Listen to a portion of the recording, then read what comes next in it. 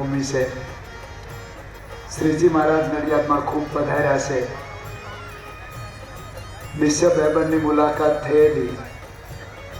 ભારતને ક્રિશ્ચન થતું અટકાવવામાં ભગવાન સ્વામિનારાયણનો બહુ મોટો ફાળો છે. એની ઘટના નડિયાદમાં બનેલી. ત્યાર પછી ગુણાતીતાનંદ સ્વામી પણ નડિયાદ પધાર્યા છે. ભગતજી મહારાજે પણ ખૂબ અહીં કથા વાર્તા કરી છે.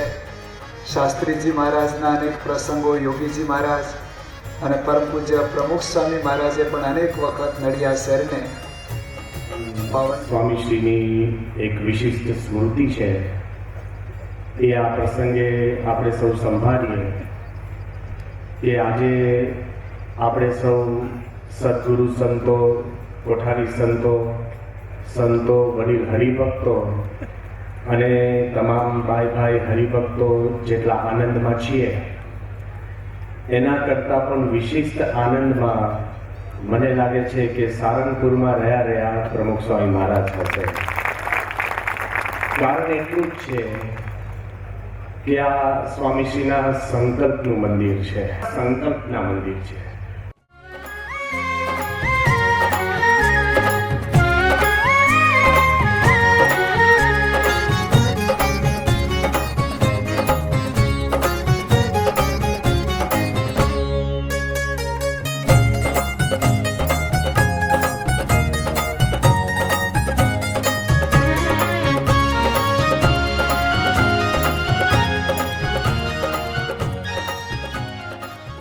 તો આ મંદિરનું જ્યારે ખાતમુહૂર્ત થાય છે ત્યારે આપણે બધા આ દિશામાં વિચારીએ. પહેલા ભગવાનના સ્વરૂપની નિષ્ઠાની વાત કરીએ, પછી સંઘ નિષ્ઠા અને પછી આ સધર્મ નિષ્ઠા. આ જો કરીશું તો આ મંદિરનો રંગ જુદો આવશે અને સ્વામિનારાયણ ભગવાન પણ સાથ રાજી થશે.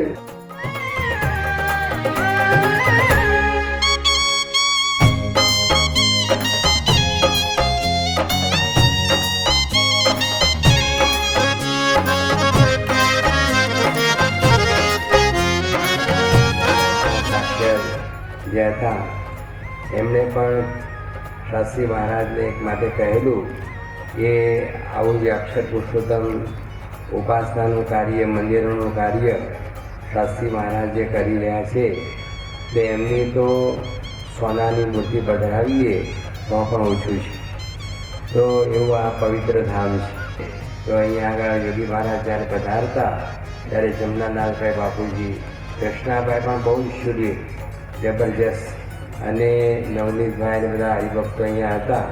ખાસ કરીને વસોના મહેન્દ્ર બાપુ એ પણ અહીંયા પધારતા. બાપુભાઈ અમીનને બધા તે અને યોગી બાપા પ્રમુખ સ્વામી મહારાજે અહીંના તમામ હરિભક્તો નાના મોટા બધાને ખૂબ લાભ આપેલો છે અને ખૂબ બધાને આશીર્વાદ પણ આપેલા છે.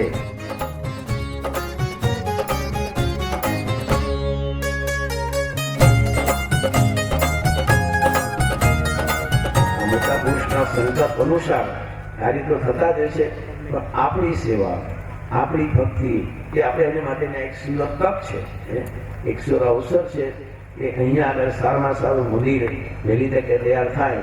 એના માટે આપણે સૌએ તનથી, મનથી, ધનથી આજે આ પ્રકારની સેવા કરવાની છે. કારણ કે આવો મોકો આપણે કંઈ વારંવાર મળતો નથી. આપણા આંગણે જ આવું સુંદર મંદિર થશે અને દરેકને નડિયાદ તેમજ આજુબાજુના આ બાજુ જોઈએ તો ભીમગઢ છે, ઉત્તરસંગા છે, તેની બાજુ બધા ગામો છે, એ તમામ હરિભક્તોને અહીંયા એક સુંદર આપણું સ્થાનિકે થશે. તો એના માટે દરેકે પોતાની રીતે શક્તિ પ્રમાણે, શક્તિ ઉપર થઈને પણ આ સેવા ભક્તિનો લાભ લેવાનો છે.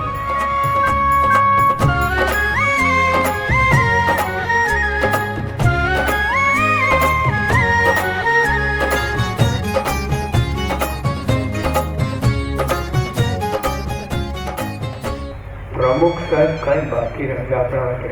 એટલું બધું કર્યું છે. પોતાના જીવને ગણકા આજના દિવસે ત્યાં સ્વામીને બહાર લાવતા હતા. એમ તો કહે કે સ્વામી હાલો દર્શન લેવા જઈએ, એના દર્શન કરવા જઈએ. આટલી ઉંમરે આટલી આવી સ્થિતિમાં એમનો જે સિદ્ધાંત છે, જે સ્થિતિ છે એનો ફેર પડતો નહીં. બસ આવા ગુરુ ક્યાં મળ્યા?